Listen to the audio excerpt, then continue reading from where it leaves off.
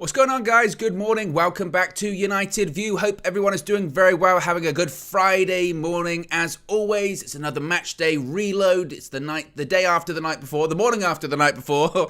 We're going to talk a little bit about Manchester United's Europa League victory last night against ammonia. Have you recovered just yet? It was a tough one. It was like pulling teeth watching that game, wasn't it? It was nerves, frustration, gets towards the end, a little bit of anger, maybe building up, and then who's the singer? Is it Bonnie Tyler? Is that her name? I need a hero. That's what I'm building to. We needed a hero, and we got one. Scott McTominay, the McTerminator, showed up. He said, "I'll be back." Not this Sunday. He's suspended, but he was our hero. He was our savior. I think it is. I need a hero. I think that's Bonnie Tyler, isn't it? Total eclipse of the heart. Total eclipse of McTominay. Difficult that one. But anyway, how are you doing? Hope you're all doing well. Be sure to smash a like on the like button. Be sure to subscribe, bottom right hand corner. Remember, you can join the UV members club as well. Link to the video description. It's also the pinned comment in the live chat. You get your badges, you get your emojis, your exclusive members only content as well. I've already received a booking this morning. It's an early one. Kristen, a member of the UV members club, says it's a yellow card for Owen for lateness. I try my best. Maybe I was a little bit, I was a couple minutes late. Was it a bookable offence? Is it like Diogo Dalot a couple of weeks ago in the Manchester derby where he gets booked in the opening minute? Maybe I'm on a booking already. I've got to be careful. See if I can sustain myself for the entire 90 minutes now. Yeah, because I'm on a caution. I've got to be careful with what I do this morning. But I hope everyone is doing well. As always, guys, let me know where you're watching. We'll get your comments up on the screen. What have we got on tap this morning? Well, we're going to see what Erik ten Hag had to say after Manchester United's victory last night against ammonia in the Europa League. We've also got footage of both Erik ten Hag and Neil Lennon from inside the press conference. We've got all of the clips as usual, but we're going to get into the quotes from ten Hag, going to get into some quotes from Scott McTominay. We're going to talk about Jadon Sancho, considering that Erik ten Hag did actually talk to Flex himself about Jadon Sancho after the game yesterday. We're going to talk a little bit about Marcus Rashford, Bruno Fernandes, Casemiro, substitutions. So there's plenty to get into this morning. So I want to get straight into the quotes from Erik ten Hag after the game, because I have a bit of I'm interested to think, actually. I'm interested to know, rather, how are you guys feeling about the game? Because I myself have gone back and forth a little bit. During the game last night, obviously, it was there. It was there on the match view. I was growing more and more frustrated, as I think everyone was. I didn't think it was going to be United's night either. I thought, this is going to be one of those situations where, this small team you're expected to beat, you try and you try and you try. The goalkeeper, unbelievable performance of his life, Manchester United fan. We'll talk about a dream appearance at Old Trafford for him. I thought it's going to be one of those nights, and we've blown this Europa League group. We're hoping that we're going to finish top. That's going to build up to that Real Sociedad match, the final match of the group stage. We're trying to get to that, and we've blown it, etc., etc. But coming out of it now and sleeping on it for a little bit, I thought, you know what? I'm actually quite happy with last night, because on another day, and maybe a different Manchester United side wouldn't have come back in the end. Another Manchester United side might not have got that late goal. And I do think that, and this isn't me just letting these players off the hook, I do think that it was just one of those days. Look at the statistics. I think we had an XG of nearly 4. We had 30 odd shots, 13, 14 of them on target. Keeper has a great day. I'd be more concerned if we weren't making any chances whatsoever. And we made a lot of them. And they weren't just pot shots from outside of the box. We actually did make some 3 or 4 clear-cut chances. Fred, Rashford, etc., that they all could have scored. So I think my positive is that we won that game, move on to the next one. That's it. So in retrospect, I think that was actually another positive step for Manchester United last night. Difficult game, low block, weren't clinical enough, absolutely, but it doesn't matter. It really doesn't matter. And I was saying this during the match view as well last night. Can anyone recall or name a performance from when we last won the Europa League in 2017? Does anyone point out and go, I'll tell you what, that group stage game, that group stage performance? No. All that people remember or talk about is whether you won the competition or not, or how far you got in it that year, when you went out, or did you win it? That's all people remember. They don't recall how you get there, especially in these opening stages. They don't talk about that. The important thing is the result. We created chances. On another day, it would have been 3, 4, 5, 6-0. But it wasn't. Their keeper played unbelievable. And it was one of those days. The important thing is that we got the win, in my opinion. What are you guys, though, saying? Kutlo says, since we expect to win against Ammonia, when we didn't score, it became frustrating, but the positive is that there was an identity to our play. Fantastic. Most Def says it was a good performance. Flattered Ammonia. We shouldn't overreact. That's football. What matters is how the boys kept pushing. I agree. But Neolesso says, it's not one of those days. This team is not clinical, period. Well, that's the thing, Neo. I would disagree. I would disagree because I think we've seen when Manchester United play on the counter-attack this season against your likes of... We beat Arsenal, for instance. We beat Arsenal at Old Trafford because we were clinical. That was it. We created 3 or 4 chances and we scored 3 goals. That was it. So I think this team is actually quite clinical on the counter-attack. I just think, as I mentioned, you get that in football. You have those nights. Goalkeeper's unbelievable.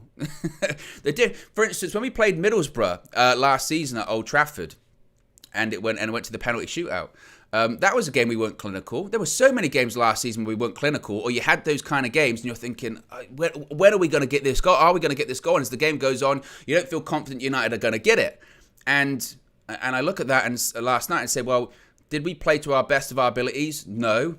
Of course, we should be peppering Ammonia. And we did, statistically.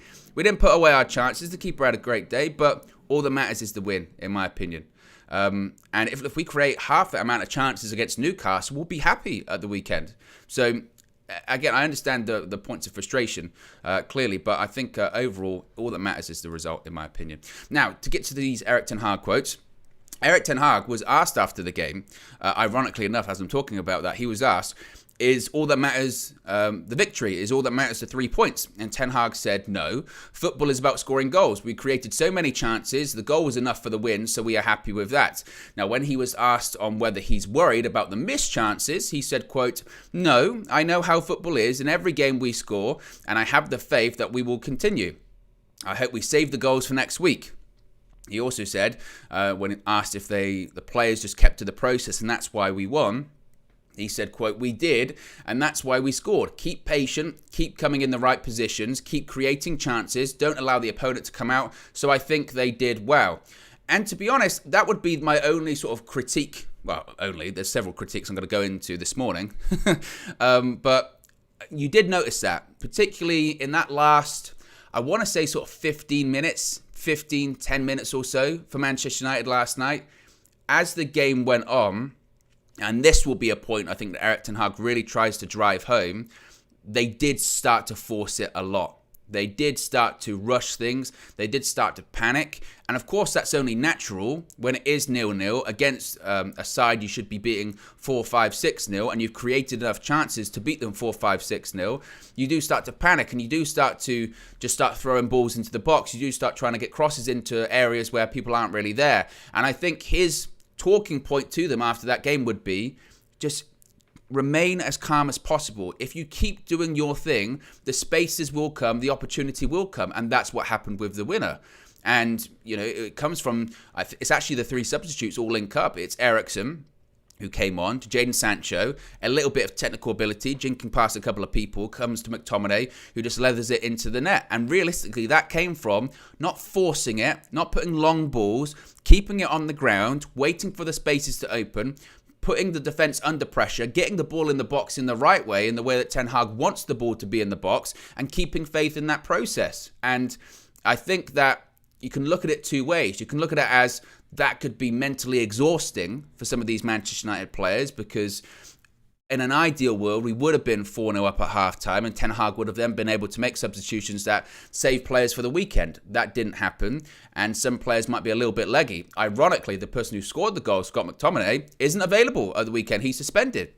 So that will be frustrating, but you can look at it the other side and say, well, can it galvanise the team? Because late goals, there's something different about late goals, isn't there, for teams? Once a team has the belief that irrespective of the time of the game, even if it's in the last minute, they can still win it, or they can still come back into it, or they know for a fact we've got late goals before we can get a goal, that is invaluable. That really is invaluable. Once a team knows that, and once the opposition knows that as well, it just creates something different. Belief is a very strange thing, isn't it? Even for us a couple of seasons ago under Ollie during the pandemic era of no fans, when people knew that United were always going to come back, the players knew it, and also the opposition knew it too. And it was the same with the Sir Alex era too, where I said belief is a funny thing. It really is. And I don't know if we're going to go up against goalkeeping performances like we did last night too. It was unbelievable.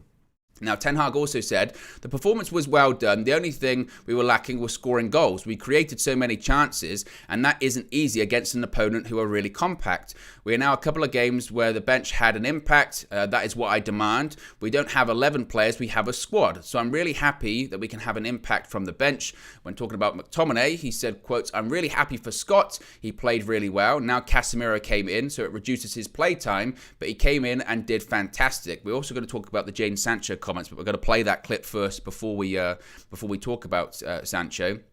But it is interesting. You talk about, people criticize Ten Hag for his late substitutions, and they talk about how sometimes he can be a bit stubborn with waiting to change things. But you look in the last 3 games we've had, it's all been substitutions that have scored all of these goals or affected the game. Against Ammonia last week, who came on and scored goals? Marcus Rashford, Anthony Martial. You look at Everton, who came on and scored a goal? It was Cristiano Ronaldo. You look last night, who came on and scored a goal? Scott McTominay. So I think there might be an element of confusion for Erik ten Hag, certainly going, all these subs are having to come on and change the game or have to affect the game. But I think also, as he mentioned, he's happy that his squad and his bench are coming on and doing what they're supposed to be doing. So certainly an interesting one. But I do want to talk about Jadon Sancho, the Sancho quote. So after the game, Flex was in the press conference. He got questions to both Erik ten Hag and the Ammonia manager, Neil Lennon. Here's what they both said in response to his questions. Can I just check, are you a Manchester United fan? Yes, I am. I am a Manchester United fan. He hasn't shut up about it for weeks. My dad is as well, so... Neil, sorry, just quickly, we spoke last week about how well you played then, and your keeper then made amazing saves. What was Francis like when you said to him you'd be starting and you're going to get a chance to play against a team that you're very fond of? Yeah, I mean, just trying to keep him grounded. He's only 23. I know he looks probably older than me, but he's only 23. He is waited his time. He's had to be patient because of the form of Fabiano. In pre-season, he looked fantastic, and he's been patient, and the opportunity come along. And I sat down with him yesterday, had a brief chat with him about what I wanted from him, and he has displayed that in spades. I thought he was magnificent, and he just excelled under the spotlight. I'm so happy for him because of all his hard work and has come to fruition. Now we want him to kick on. He's a very talented goalkeeper, and he's displayed that tonight. So I'm very happy very proud of him actually. Είμαι περήφανος για τον Francis. Θα πρέπει να μείνει προσγειωμένος, είναι μόνο 23 χρόνων. Θα πρέπει να κάνει υπομονή λόγω του Φαπιάνο. Eric, Jadon Sancho was involved in our goal today. What's been your instruction to him in terms of taking on players? I know you spoke about it with Anthony in terms of trying to go on his right-hand side to take players on. You're demanding more. Jadon spent a little bit of time outside of the team. What was your instruction to him coming onto the field in terms of taking on players and in general to get his game up to par? We have so many games to cover, and we have 5, 6 qualified offensive players, and we can rotate that. That's one, but also think about that what I just mentioned, to bring in variations to get a surprise in, and that is what you get, for instance, with Jadon. And I think only the game against Everton he didn't come on, but all the other games he had playtime, a lot of starts, and I think he's doing also really well. Of course, the one performance is better than the other one, that's clear. But you see today, luckily, he had an impact by has some good dribbles, good combinations with Luke Shaw, and finally he was involved in scoring the goal. Is that important for him, combination plays, instead of the ball just arriving at Jadon's feet and saying beat one or two players? Are you looking for him to get the best out of him, that to say he needs combinations, he needs to bounce passes off players and get overlaps and underlaps and wall passes? Is that the best way to unlock Jadon? I think for almost for everyone they need it, and nowadays football is not that way that when you beat one that the pitch is open. So you need an overload around the ball that they have options like combinations or dribble, and so especially the creative players like Jadon, Anthony, they can beat players in a 1-against-1, but it gets more simple for them when they have options to play around. So we want to create that overload in the wide areas so that they can.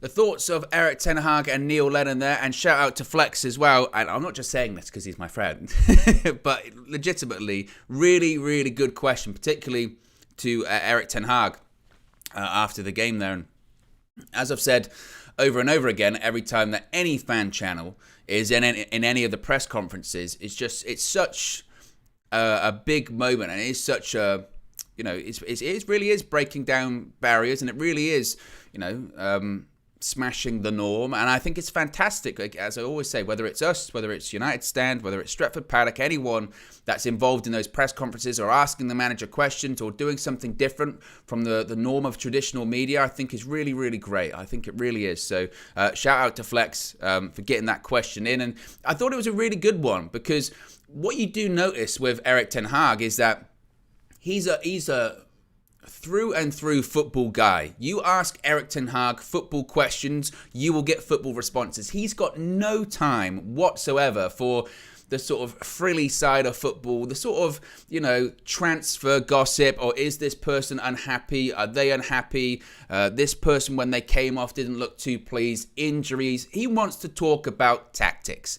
And when you ask Erik ten Hag a tactical question, you will get a response that will last 2 or 3 minutes. He's more than happy to talk football and ask questions because he's a football guy. So when Flex asked about Jadon Sancho, I thought it was a really good question, because the question was, what instructions are you giving him? How do you unlock him? This is something we've spoken about recently, haven't we, guys? That how do you unlock Jadon Sancho? What do you expect from your wingers? What do you want? Any of your wingers, let alone Jadon Sancho, Anthony, etc. What do you want for them? What do you expect from them? And I thought his response was really, really interesting, because it was really in depth. He said, we have so many games to cover, and we have 5 or 6 qualified offensive players. We can rotate, but also think about bringing in variations to get a surprise in.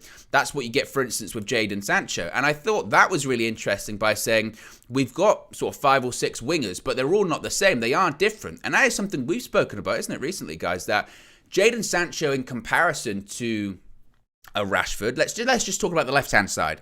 Jadon Sancho and Marcus Rashford are 2 different players. They've got 2 different qualities. Marcus Rashford's got more of that explosiveness, that raw ability, that pace to go past a player.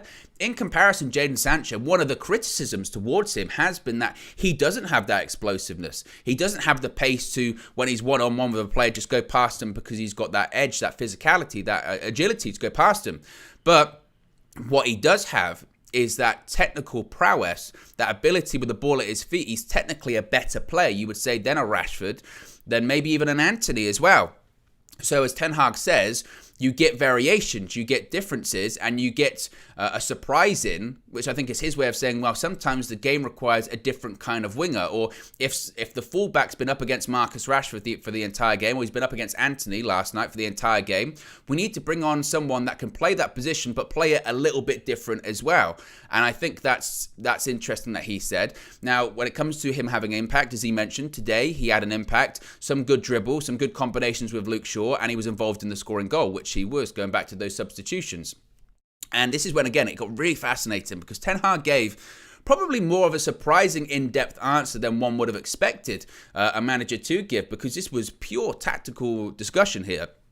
When he was talking about Sancho needing combinations to excel, he said, I think almost everyone needs it. Nowadays, Football is not that way, that when you beat one, the pitch is open. You need an overload around the ball so they have options. And I think that was really key, because he's basically suggesting what we have all discussed when it comes to Sancho, that, yeah, it's going to be difficult for him to beat a fullback one-on-one. Any decent or world-class fullback, which there are several in the Premier League, Sancho might struggle to beat that fullback one-on-one. Plus, he's probably going to be doubled up, because a good defensive side will have not only the fullback, but also the winger that comes back and doubles up against him. So as Ten Hag's saying there, we need overloads in those positions. It's not just about Jadon Sancho, it's also about where's the support. He touched on Luke Shaw. He needs his fullback there as well. He possibly needs a Bruno Fernandes, a number 10 or an 8 to come in, and you actually need 2 or 3 players in that position to get the best out of Jadon Sancho. So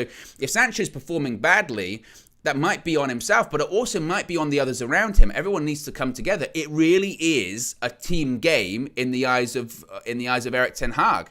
The wingers need support in the same way that defensively the fullbacks need support as well. So I think that's really interesting too. And then when he says, especially creative players like Jadon and Anthony, they can beat players in a one-on-one, but it gets simple for them when they have options to play around. We want to create overloads in the wide areas so they can do that. And that, again, it's fascinating, because it really does confirm what we have said. And myself, looking at someone like Anthony, that every time he's one-on-one with the fullback, I'm going, take him on, take him on, take him on. And to be fair, to give you your credit, there have been some of you that are saying, well, maybe every time he cuts back inside and doesn't take on the fullback, maybe that's because there is some tactics behind it. Maybe Ten Hag has actually told him, take on the fullback occasionally, but a lot of the time, I want you to cut back inside because there should be someone around you. And maybe the frustration for Ten Hag is that a lot of the time, there isn't that player around Anthony, or there isn't that support that should be there, that should be supporting him. So when Ten Hag talks about the process, these are the finer details that maybe sometimes we don't consider when we just see, and I put myself in this, when we just see Sancho or Anthony one-on-one, we're going, go on, take him on, take him on. And occasionally they do, and it works. But in Ten Hag's mind, he's already thinking, well, where's the support? Yes, there should be several options available. There should be the option for Anthony or Sancho to take him on, go past him, but also there should be the option of he can cut back inside, but there's already 2 or 3 options there waiting. The fullback's there on the overlap. Eriksen or Bruno or whoever, Casemiro, is there waiting to receive the ball a little bit further inside. There should be all of these options, or the striker should have come out wide to support him too. And I think that's a real good insight as to what Erik ten Hag expects from his wingers. Is that, yes, sometimes he does expect them to take players on, and he said this about Anthony previously, I want to see him taking on the fullback more, but also, as he mentioned there, I want overloads. I want overloads in those wide areas. I want support from his teammates. And I think that's really interesting. Be sure to smash a like on the like button, guys. Got over 500 people watching. Less than 100 likes. You can do it. Even though some of you might be saying, I can't. You can. You can press the like. You can smash the like button. And be sure to subscribe as well, bottom right-hand corner. Also, remember, you can join the UV Members Club. Links in the video description. It's also the pinned comment in the live chat. You get your badges, you get your emojis, your exclusive members-only content as well. Put your emojis in the chat right now if you wish. What are you guys saying as well? Fat Thor, one of my favourites, says, Owen, Erik ten Hag would tell Sancho, you can take him on, eh? You can, eh? Eh? You can take him on, eh? Steffi Jenks says everyone looks in pain when they say and I can't. It's great, isn't it? All of the KG noises are fantastic, and this is my new favorite as well. Kristen with the KG emoji with hair, which is a sight to behold. And what is quite scary with the KG emoji with hair is how quickly I got used to him having hair. I mean, obviously initially it was jarring, but I got used to it very shockingly quickly. What were Ten Hag's reaction to KG having hair? You have hair, eh? Hey? Hey? Hair? No? Hey? It's hair, hey? Let's see what Flex had to say after the game. We saw Flex's question to Erik ten Hag in the press conference, but he was outside Old Trafford giving his view of the game. Let's take a look at that. We got there in the end. Man. And you know what? It looked like it was going to be one of them evenings where, you know what was it? 33 shots. At one point before we scored, it was 30 shots at goal and 10 on target and no goal. The Ammonia keeper played his heart out. Obviously, a Manchester United fan, he was absolutely buzzing. We spoke to him afterwards, and he he had the game of his life. And it just looked like we were just never going to score. It had one of those feels to it. And I'm just thinking, we already know that we need to win every game and get to Sociedad and beat them away in Spain for us to be able to win this group. It's looking that way anyway, even with this win. And then if we would have drawn today, that would have been a really, really big kick in the teeth in terms of having to play those Champions League teams that are going to drop down into Europa League. And it just had that feeling. Look, under Erik ten Hag, when we're trying to build and we're trying to evolve as a team and progress as a team, we're going to get that. We're going to get that. We know that. That's no problem. And I think the big positives is that we're creating a shed load of chances, a lorry load of chances, which, you know, when the forwards don't score and don't, you know, finish their dinner, it's not on Ten Hag, it's not on the defenders, it's not on the midfielders, that's on the attackers, that's on the forwards, that's on the strikers who need to put the ball in the back of the net. And they just didn't do that today. I mean, Marcus Rashford was so lively. The positives, and it's weird because there's positives and negatives in this type of performance, because he was at it, he was doing everything right, you know, taking on shots, taking on players, getting into good position, you know, clean through on goal.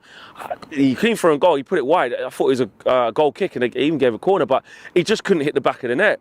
And Ten Hag said afterwards that, you know, it's kind of a good thing because, you know, it proves that we keep going. It proves that we don't stop.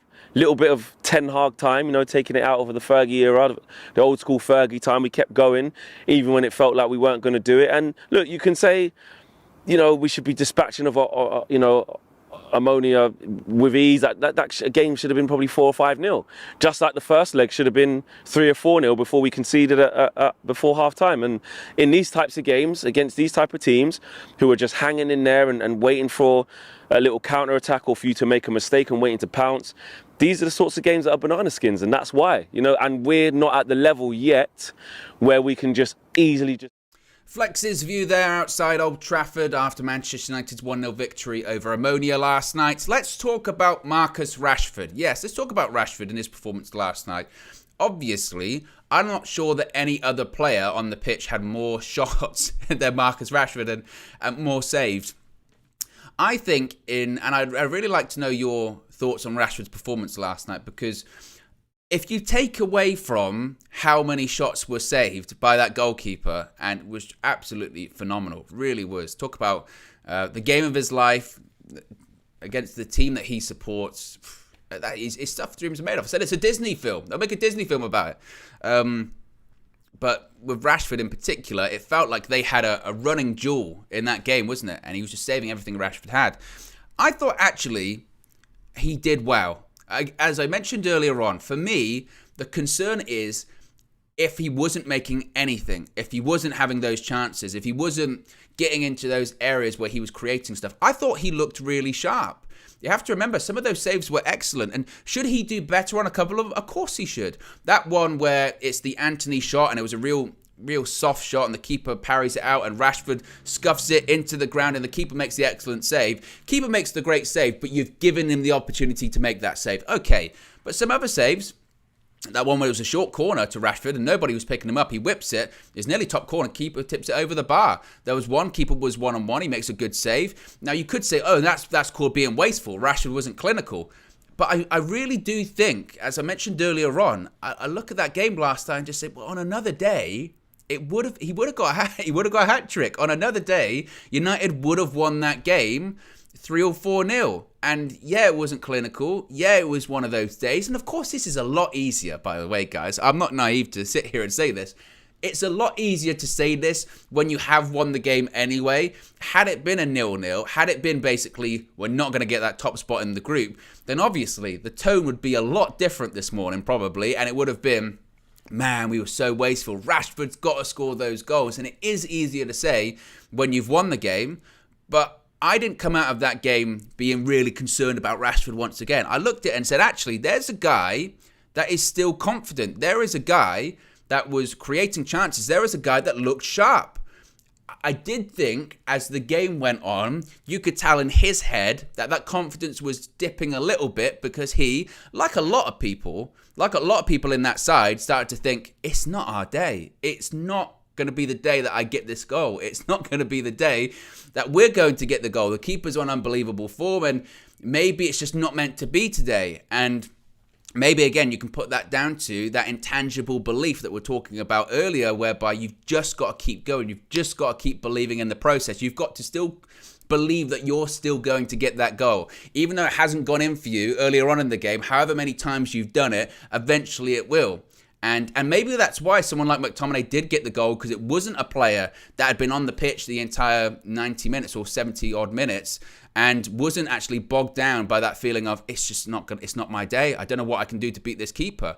But again, I thought Rashford did well in comparison to, and this is I think the thing you have to compare it to, in comparison to last season, where Marcus Rashford just strolled around Old Trafford on occasion, was walking around, looked like on the Old Trafford pitch was the last place he wanted to be, completely devoid of any confidence. I think that's totally different to the player we saw last night, and that's totally different to the player that we've seen so far this season. I saw a Rashford that I think did still look sharp and still has the ability to go past players, and some of those shots, it's not as if the shots weren't on target as well. On another day, the keeper doesn't save them when they go in.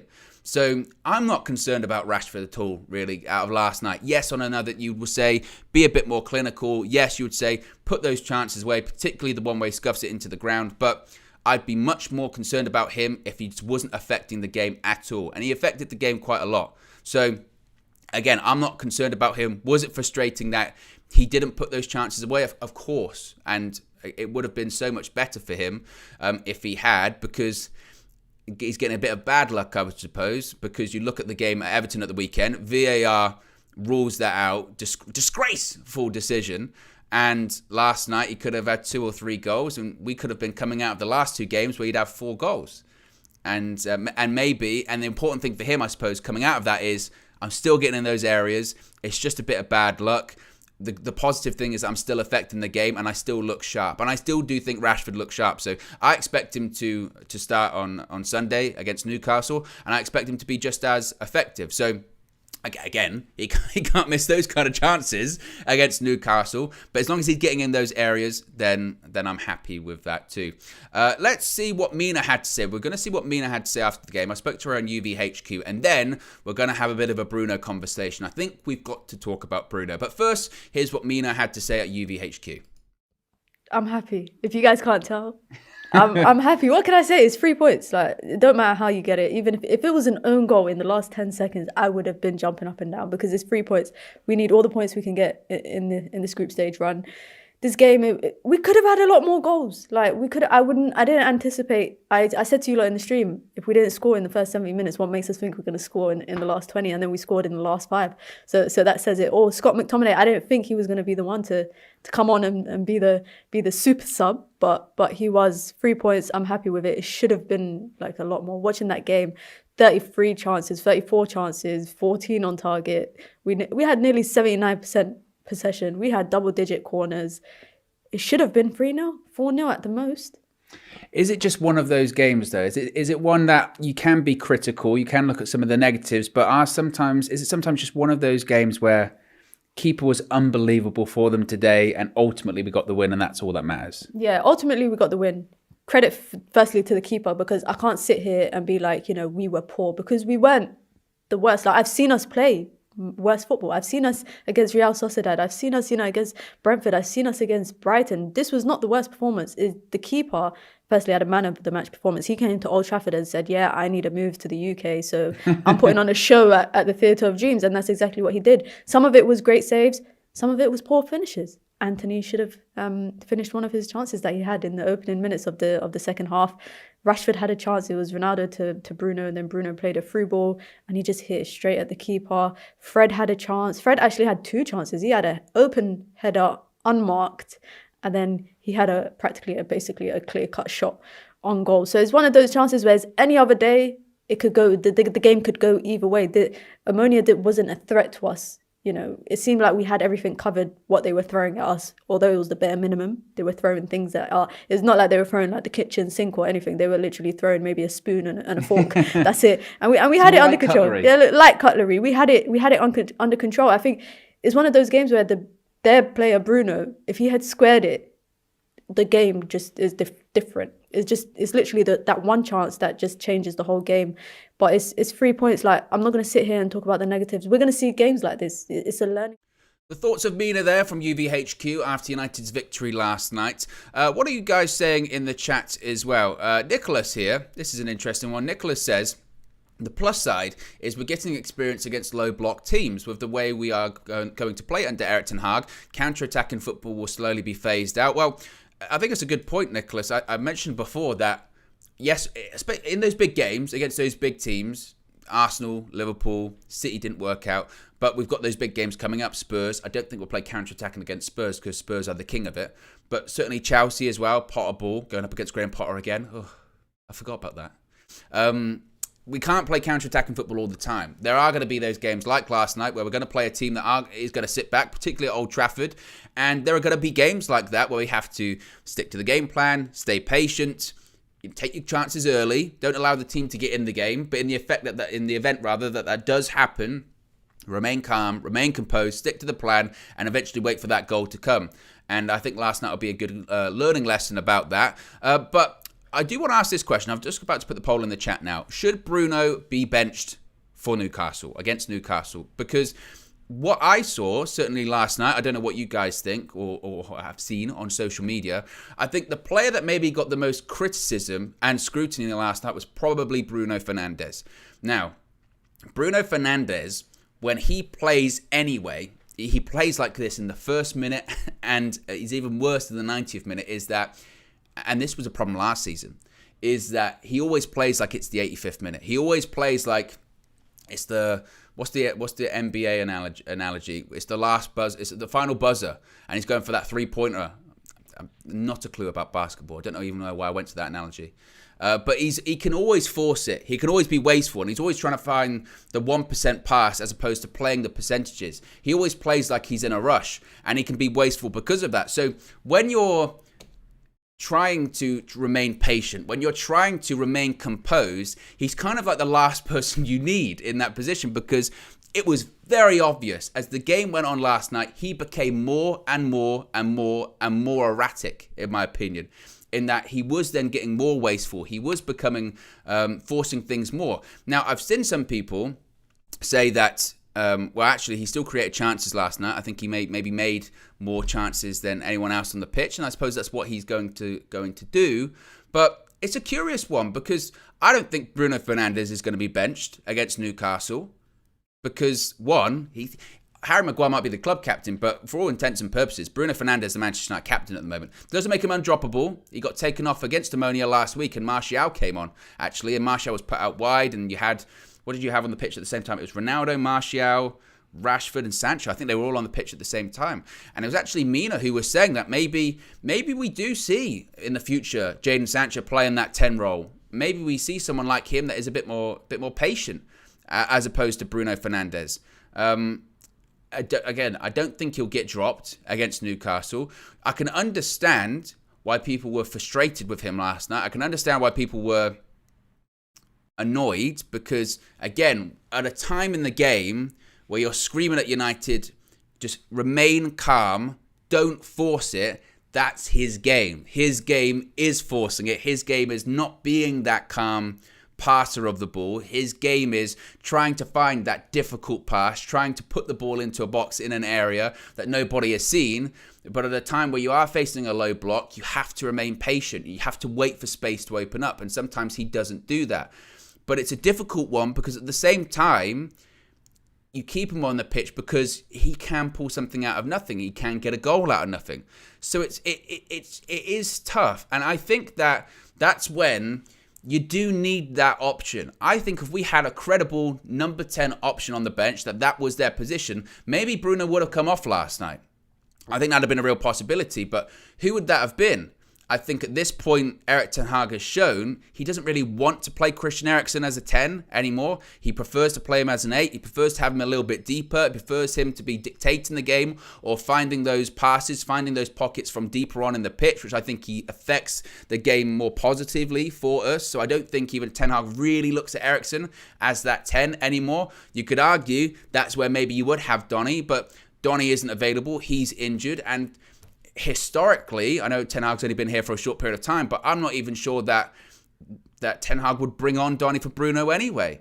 So you could argue maybe in the summer, not in January, we're not buying anyone in January, but certainly in the summer, we need to have that competition for places in that number 10 spot. And that isn't me sitting here saying, we're going to get rid of Bruno Fernandes. He needs to go, rah, rah, rah. No, we just need options. We need options in those positions whereby if Bruno's not playing well, which can happen if he's not having a good game or he is forcing it too much, we just need something a little bit different. What did Ten Hag say about Jadon Sancho earlier?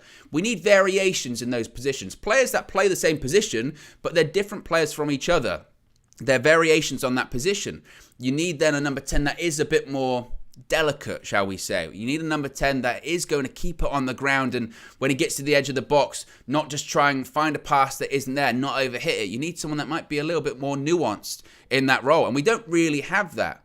So I expect Bruno to start at the weekend, to captain Manchester United once again, but I do think we need that player there that can be an alternative to him. Some people disagree. Lil Yo-Yo says disagree. 100% think that Van der Beek would play if he's fit. So I disagree. I really do disagree, because I think that when he has been fit, he still hasn't played.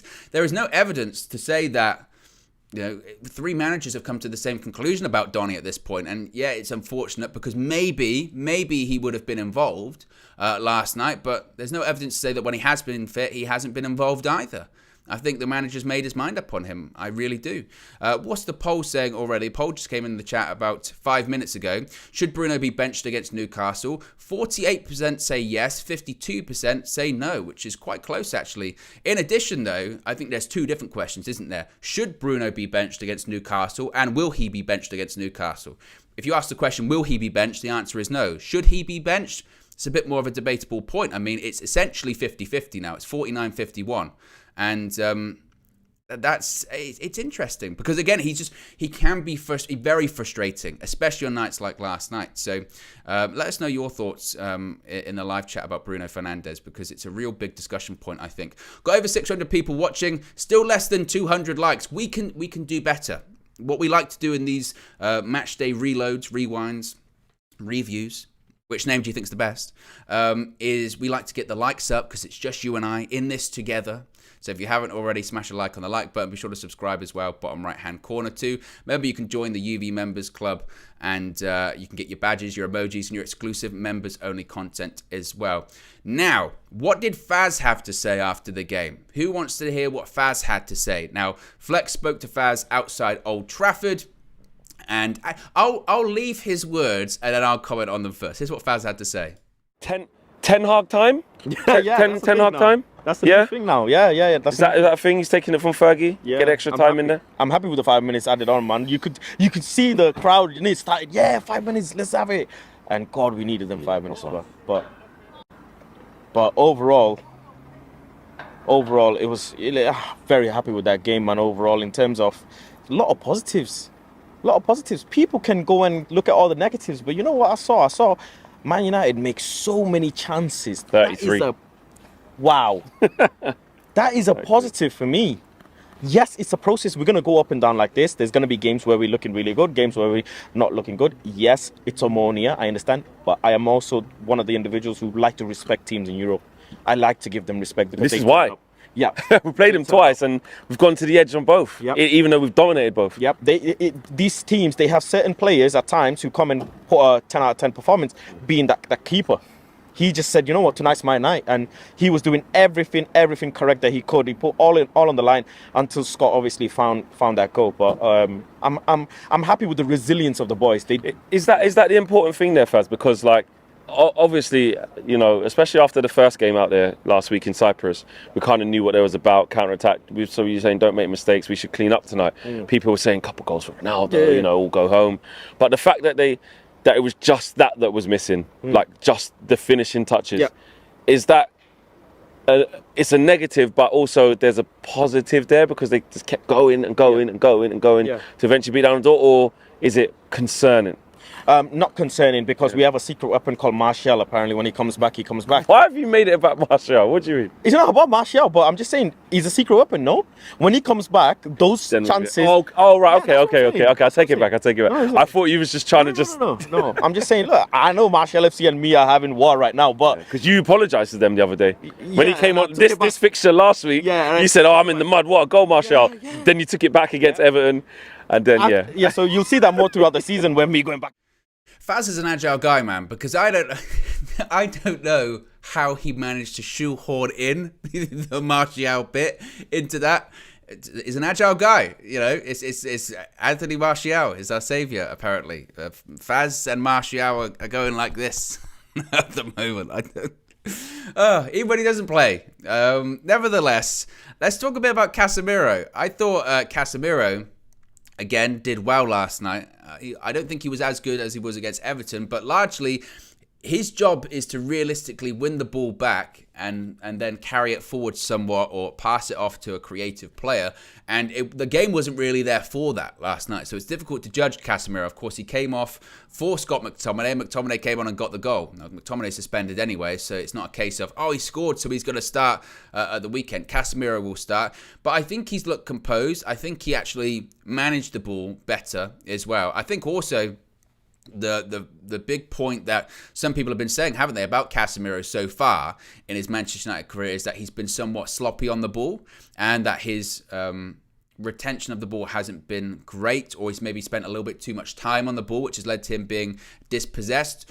But I thought he did well again last night, and now it would appear, particularly again, with the McTominay-Casemiro battle, as it were, Erik ten Hag, again, very, very, it's clear, Clear.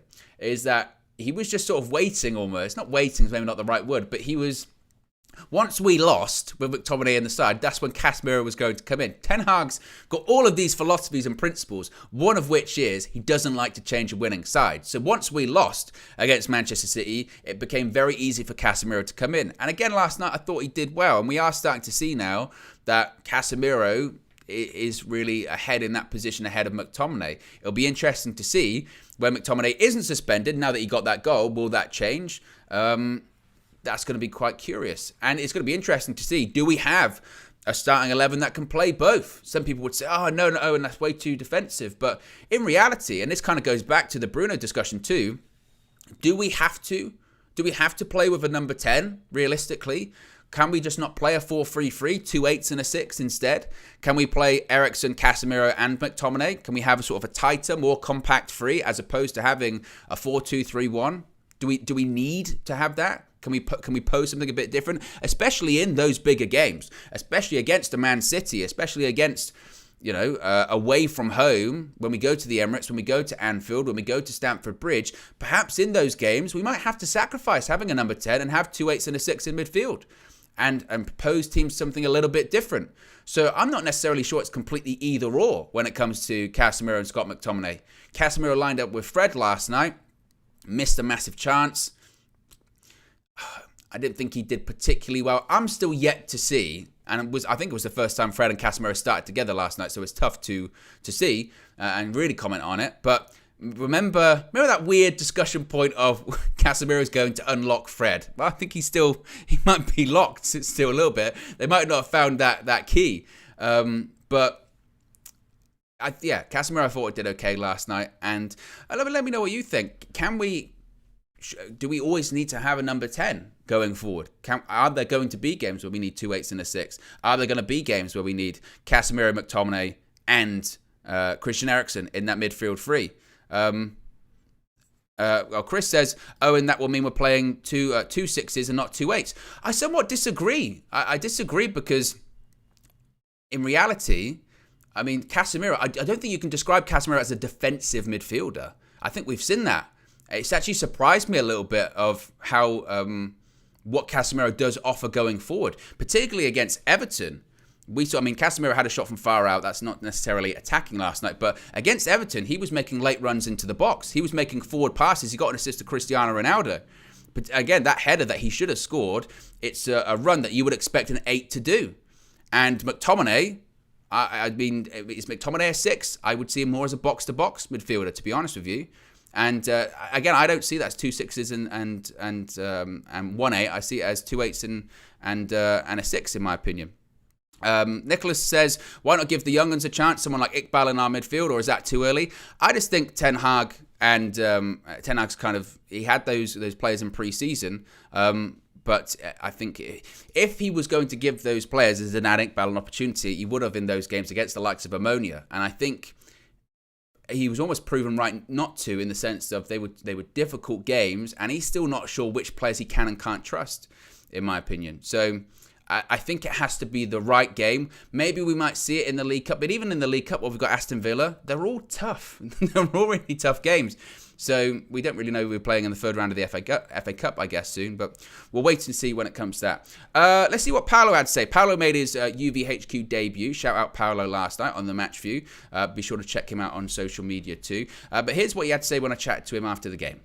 Yeah, we got there in the end. I mean, I came into this game expecting goals. We got a goal. So, look, I think we were saying it the whole game. Possession, control, presence, domination in possession, chances created, but it came down to one opportunity at the end of the game from Scott McTominay. The only thing I can say about this game is we looked good in possession. I thought we played out from the back. We were dominant from start to finish. It's ammonia. We can't really say, yeah, we're going to go to Newcastle and do bits. You know, we can't really say that.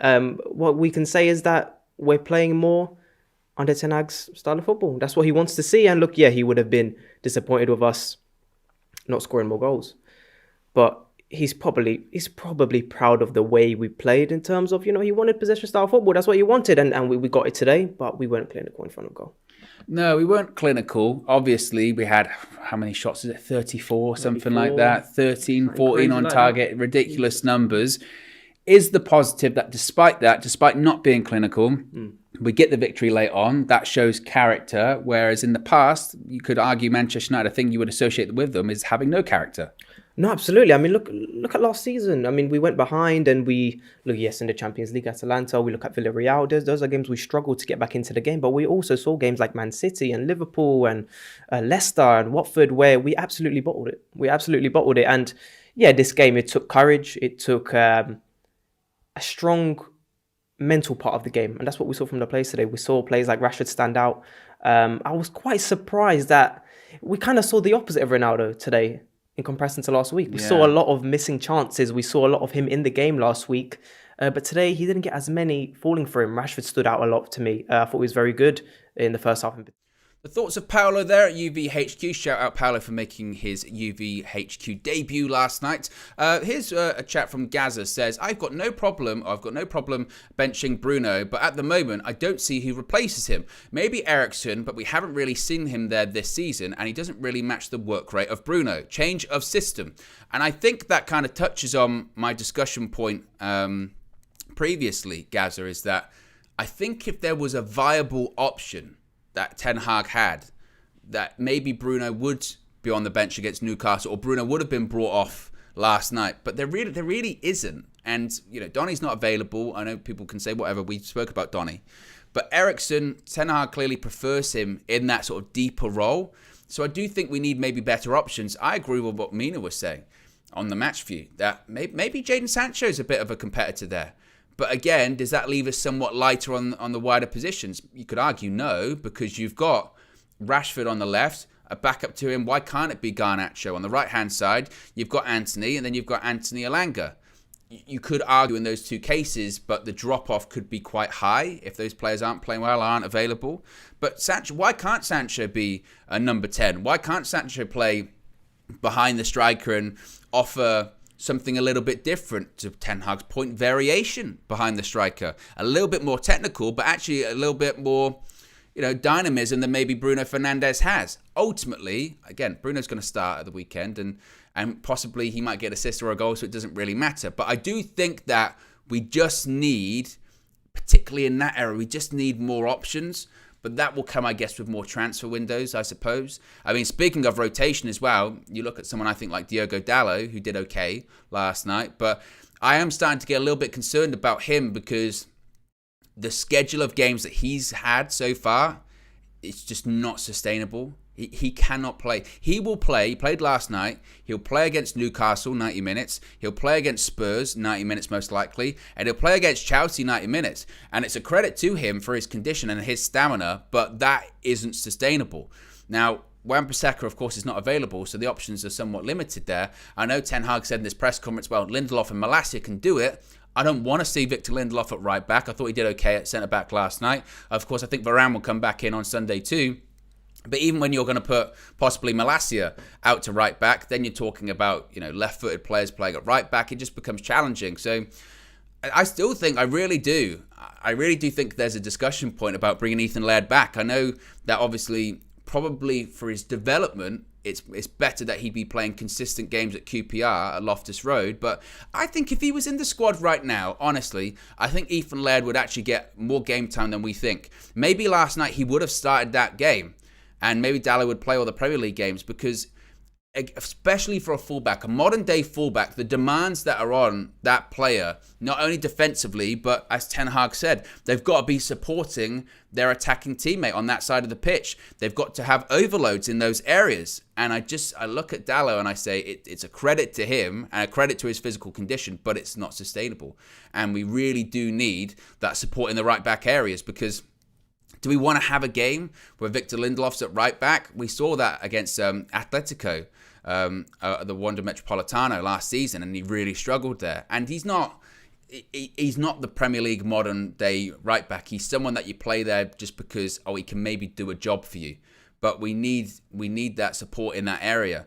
And we at the moment we don't have it. And I worry about Dalot because if he does break down to a point where he gets injured because he's playing so many games, then what are we going to do? Then you really have to recall Ethan Laird back. You really have to bring him back to do because you've got no one else. I know Wan-Bissaka, but we don't actually know what Wan-Bissaka's injury is. I don't know when Wan-Bissaka's going to be back. And clearly Ten Hag doesn't fancy him anyway. So that would be definitely the concern for myself there. But there you go, guys. Be sure to smash a like on the like button. How many likes have we got here? Let's have a check. How many likes have we got? We've got over 200, but we've got over 600 people watching. If every single person hit the like button now, we'd have a lot. I'm going to do the maths. Well, we'd have, because I don't know how many have actually liked it, but we could get up to 600 likes. We absolutely could. So be sure to smash a like if you haven't already. Be sure to subscribe, bottom right hand corner. Remember, you can join the UB Members Club by clicking the link in the video description. It's also the pinned comment in the live chat too. What have we got on tap for you today? Well, of course, it's Friday. You know what that means. It's time for the overview. So the overview will be out 6 p.m. previewing the Premier League fixtures this weekend. What is it? Match day 11, I think, in the Premier League. So Flex is going to be joined by all of the guests on there previewing the Premier League fixtures. Tomorrow we'll have a match previewing the Newcastle game at Old Trafford on Sunday. Of course, then Sunday, it's match day, so a full match day experience as well. So plenty of content to come in the next couple of days. So if you haven't already, be sure to subscribe, click that notification bell, and you won't miss a single thing. Anyway, guys, I'm out of here. Have a great Friday, and I'll speak for you again very, very soon. Peace.